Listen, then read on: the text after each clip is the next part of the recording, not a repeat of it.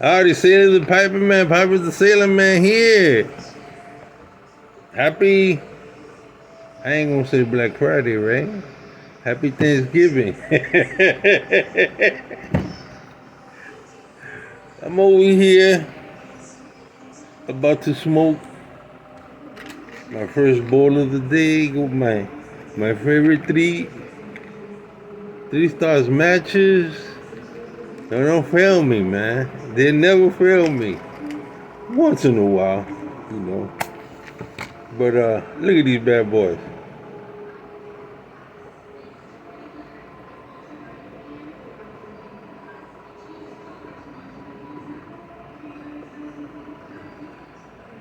I'm here with I'm gonna give you a secret. Let me give you a secret. See this here? See, what is it? You tell me what it is. It's rough looking, right? Gives me the best smoke. Wide bit, wide stem. It's rough. It's one of the best briars in the world. And it's made, this is what they consider 7 seconds. Hogwash. It's the premium 7 The Rossi brand. The Rossi brand is better than the Savinelli's brand. I've been testing them for a year. They cost less. One thing that will not fail you is loose stem. If you've had Savinelli's, you know they have a serious problem with loose stems. With this bad boy here, I must have dropped it like 5-6 times. It's not the best looking thing, right? But let me tell you, the structure on this is a late model, 1920s Rossi. Look how rough this is. But look at the craftsmanship in how they, look how even it is, both sides. And I'm smoking a Kendall Black Cherry. You can't smoke this all the time because it's just expensive. This is Black Cherry. There's only one other person I know that loves cherry. He knows it. Sweet Black Cherry Cavendish. Prepared by a special double fermentation. Not a single, double fermentation process enhanced by addition of a ripe black cherry flavor. This is not sprayed on chemicals. This is adding that cherry sauce, you know, for a unique cherry aroma. And this is made by Godworth and Hogarth. You can't get this too often. They got them in stock right now, limited. Pipe and cigars. Now you're probably wondering, what does it taste like? What does it taste like? Does it taste like cherry? Very mild. It tastes like Black Cavendish, but the aroma, my wife, and you want to draw people to you? I tell you,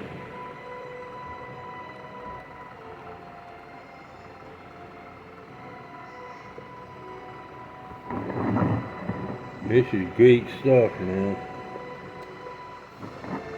You know? This is my first smoke of the day. I got 2 more. I'm just smoking 3 times a day.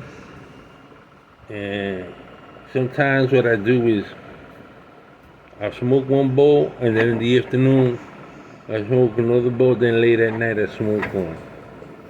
But it's a great clincher. It's a great smoke. How you guys doing? I'm doing good, man. I got so much turkey back there. My lord, that's like these turkeys this year is like so much. Look, I had so much turkey I was able to feed my 4 dogs. I got 2 hounds, 1 mix, 1 hot pit. They all like my big dog is like can't wait to get to the big bones, but it ain't gonna be no big bones, you know. But you gotta be careful with the little flints from the drumsticks. Don't give them to a dog. It'll rip their stomach wide open. But give them the white portion of the meat or the dark meat. Don't give them bones from no turkey. So outside of that, I'm doing good. I'm here. I rearranged my room. Gotta put an order of tobacco. My brother came over and I gave him one of his Christmases. He's like me. He likes to be in the water. We used to do a lot of snorkeling, skin diving together. When he was coming to me, yo, man, we gotta go back. We gotta go back in that water, man. I'm getting all stiff. So I said, yeah, I want to do that too. Gotta lower my weight, get back into the water. The one thing about the water is once you get in the water, you're light as a feather. And I love it. I love being out there. They dredge, they clean the beaches, they look beautiful. So I decided to do what we used to do when we were kids. When we were kids, I used to read those skin diver magazines, snorkeling magazines. I don't think they're no longer around. I used to save the coupons. My brother was into Jacques Cousteau, the undersea world Jacques Cousteau. My brother wanted to be an oceanographer. I wish he would have gone ahead and done that, but he got into the Navy with me. But he loved the sea, he loved oceanography, so what we would get this tire, the inner tube of a tire, put a diver's flag on it, go out to lakes, and do snorkeling, skin diving, really nice. We used to go to Catskill Mountains, and we got real good to the point where we went out at sea, open water, to do skin diving. That was crazy. I looked at my brother and said, we used to go out there, way out there, get dragged out there with a little buoy thing and the lifeguard would so you get pulled out, you gotta swim parallel and make your way back. So whenever we got tired, we hang on to that buoy, Until one day I decided to buy this. I'm glad I did. I bought the they had these CO2 life preservers, and my brother got caught in the undertow, and I told him to pull that. He pulled it, came straight to the top. If it wasn't for that, I wouldn't have a brother. But he became very good, at age 15, 16, 17, man.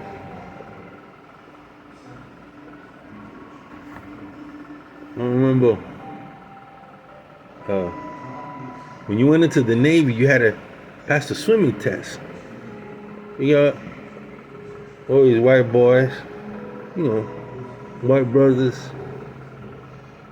You had to go up to the 12-foot platform, 12, 16-foot, jump off, and we had to tread water. So the guy behind me and the boys in front of me were looking at me like, oh, he black.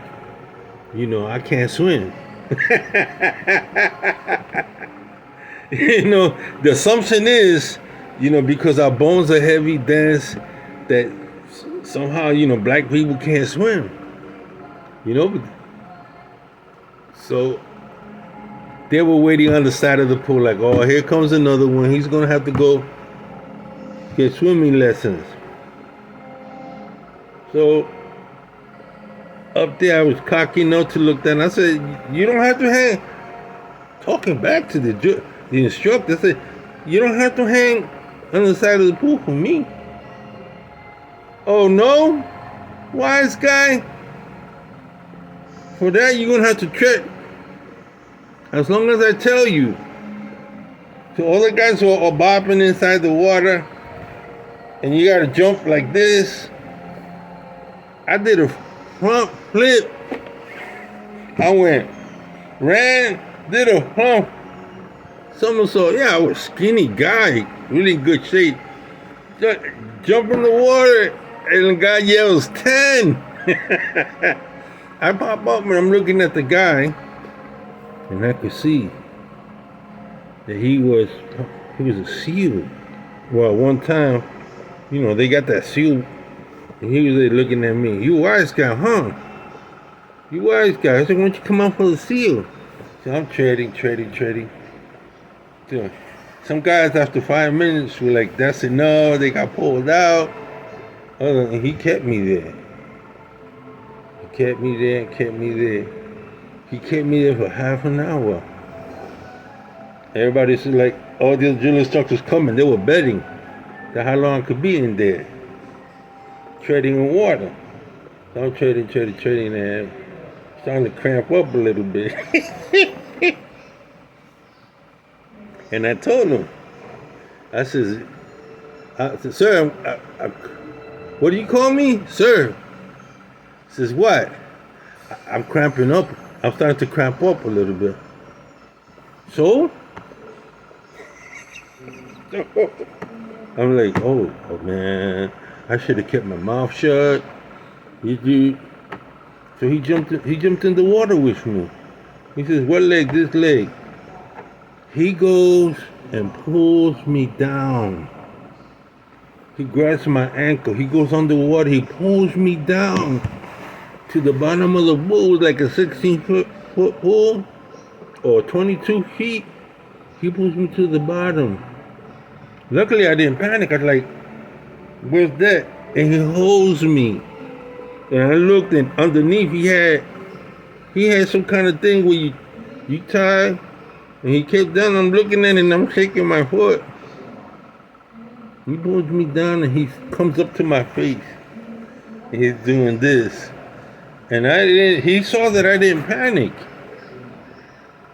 He saw I didn't panic, and I was down there for about a minute and 30 seconds. I didn't panic, So finally, I said, the heck with this. I went down like this. I untied myself. It was a loose knot. And I went back to the surface, and he met me up there. He looked at me. What's your name, Santiago? He said, Santiago, so what you going in? What's your radius? A medic. He looked at me, took outside of the water. I was dead tired, man. He goes, we can use some medics in the SEAL. So he told the other guy, Chief Petty Officer, to put me for the SEAL test that was running the following week. Says, all I want you to do is take the preliminaries, the swimming, push-up, pull-up, the whole works. I did it and passed it. And he looks at me the day that was the test. He was there. He looked at me. He goes, what happened to your arms? I go, I have fractured my wrist. Just a slight hairline fracture. He says, what good are you to me now? He says, I'm going to take the test. He said, how you going to do the push-ups? I said, don't worry about it. I'm going to do the push-ups. Don't worry about it. I was riddled in pain and everything, man. I did the pull-ups, one hand style. That's like 30 pull-ups. I did it one hand style like this. You could do it like this, or you could do it like that. It didn't make a difference. I did this. One hand with my hand. Before you saw that I could carry my body weight, I ran. I was the fastest cat there because I ran track in school. I ran distance and short distance. So I'd swim.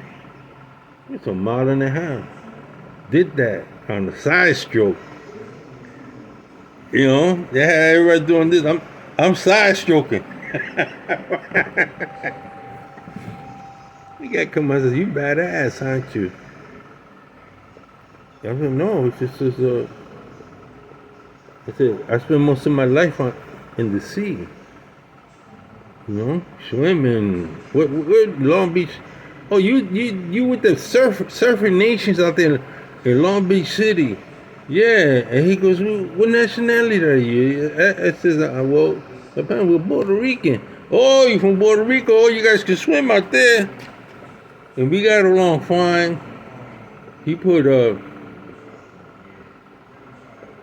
nice, what they call it, um, report on me. I forgot that had a certain name. Report on me.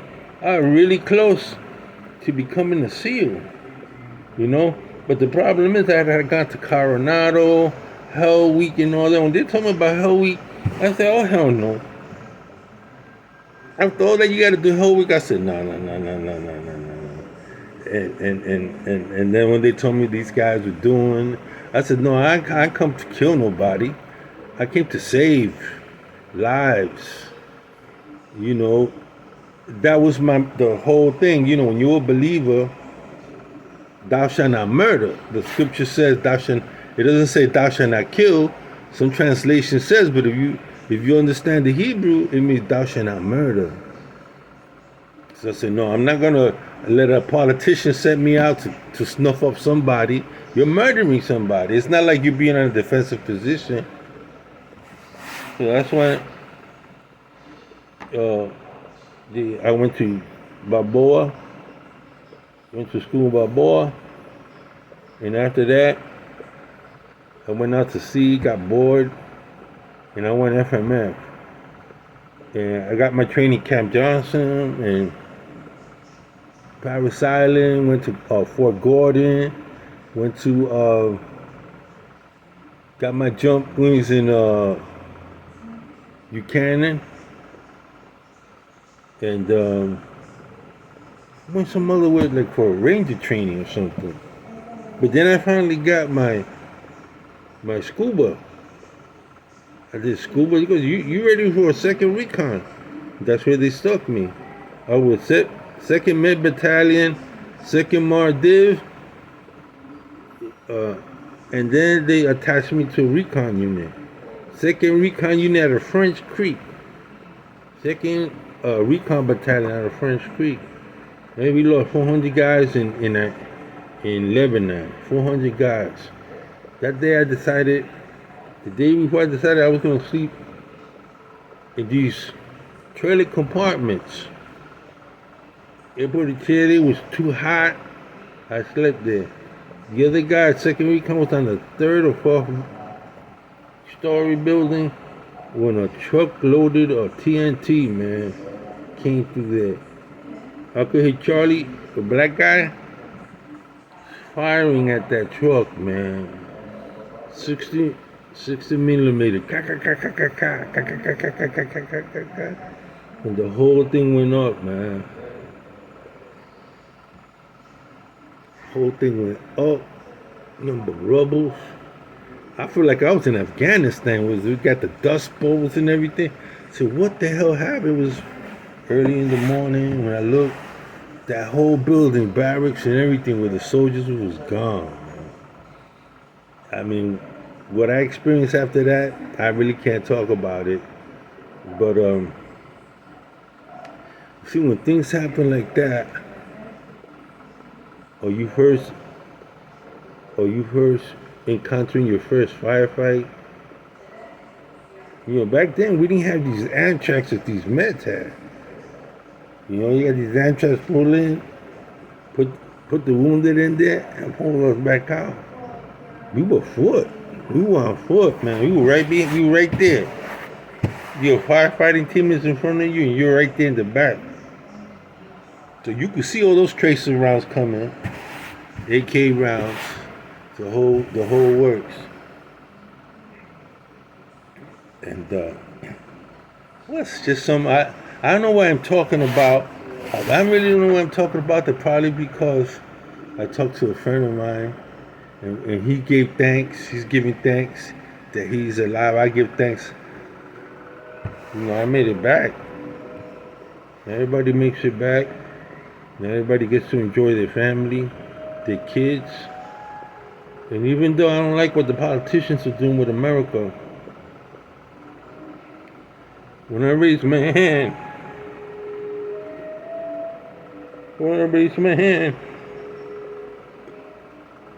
that I will fight any forces, foreign or domestic, I mean it. I love my country. I love all you guys. I love America. And I thank God for it.